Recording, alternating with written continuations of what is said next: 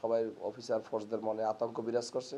তারা এখনও পোশাক পরে বাহির থেকে আসতে মনে আতঙ্ক বিরাজ করছে, ভয় পায়। এবং দেখেন যে পুলিশের গাড়ি পেলে এখনও মোড়ে মোড়ে মোড়ে মোড়ে মোড়ে মোড়ে থামানো হচ্ছে। এবং আজকে আমাদের এক এএসআই সে আসছে, তার আধা ঘন্টা দাঁড়া করাই রাখছে। এই জন্য আমাদের পুলিশের মনে ক্ষোভ দেখা দিচ্ছে।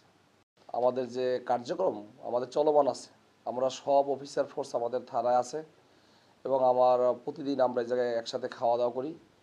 আমাদের যে নিয়মিত কার্যক্রম যেগুলো, সেগুলো আমরা যে কোনো লোক গলায় দড়ি ফাঁস দিলে বা কোনো আত্মহত্যা মৃত্যুর সংবাদ আসলে আমরা কিন্তু সেটা সৎকারের ব্যবস্থা করি, আইনগত প্রসেস ব্যবস্থা নিয়ে থাকি।